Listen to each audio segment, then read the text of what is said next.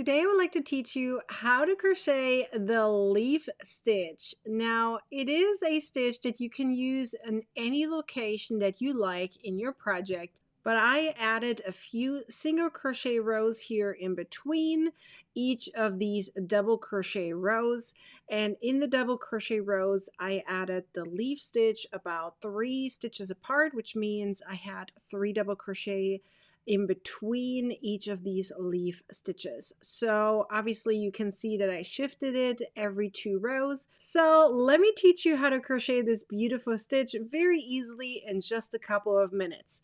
So are you ready to learn the stitch? Let's get started. By the way, I'm using this amazing yarn from Line Braid called Ice Cream Roving Devagation, and it's really a beautiful yarn to get some gorgeous gradient in, and absolutely love the ombre effect. If you want to check it out and try it out, I left a link down below in the description for you. Okay, here we go. So in my little swatch, you can see that I have a single crochet row between each double crochet row. It allows the leaf stitch to shine a little bit better, but if you like it a little bit more puffed up, you simply ignore the single crochet row between the double crochet rows. Just to summarize, you have if you want to do it exactly the way I did, I have a single crochet row or round, then double crochet, single, double, single. Now, this is a multiple of 4, in case you're curious, because the way I did it is I have 3 double crochet stitches in between the leaf stitch, okay? So this is a multiple of 4. So if I want to do now the leaf stitch, and right here is another leaf stitch, and I'm kind of here in between, so I'm just going to make here my double crochets for a moment. So I start with my alternative turning chain as my beginning stitch. I don't do normal turning chains. This one looks exactly like a double crochet, and you have a way to insert your stitch here on the top. If you want more information, I have a link down below to a detailed tutorial about this.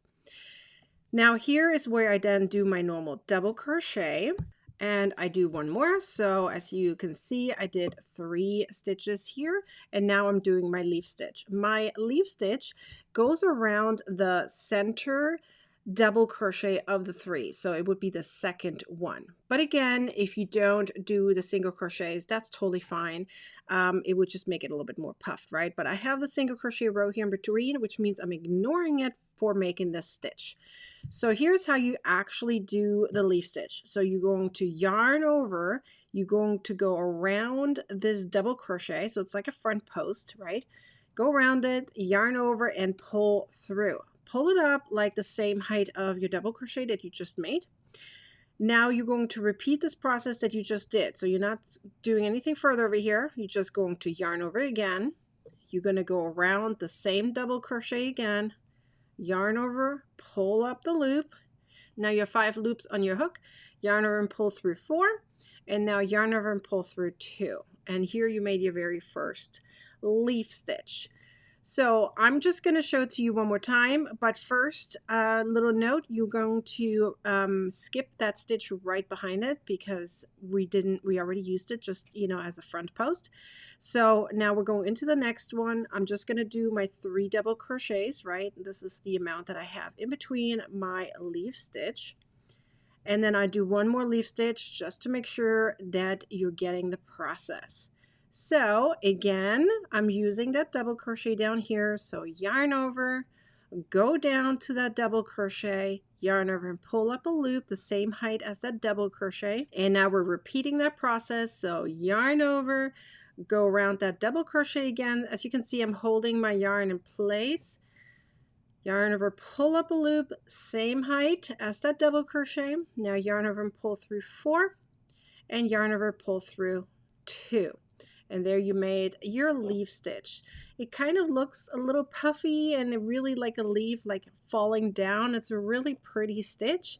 Absolutely love it, and it provides some nice texture, and not just for the feel but also for the look of it. Gorgeous, gorgeous, right? Perfect for the fall. I hope you enjoyed this tutorial on how to do this beautiful leaf stitch. Whether you're going to make it for the fall, for the spring, summer, or winter, it is an absolutely stunning textured stitch, and it is so fun to make. no matter where you're going to use it. If you love this tutorial, please give a thumbs up, share this video, and of course, leave a comment down below and let me know what you're going to use this stitch for. And hey, is there a stitch that you really want to see on my channel? Let me know down below. I would love to fulfill your wish. Be sure to subscribe to my YouTube channel and turn on the bell to get a notification next time I publish a new video or go live. And I sure hope to see you next time. Until then, bye!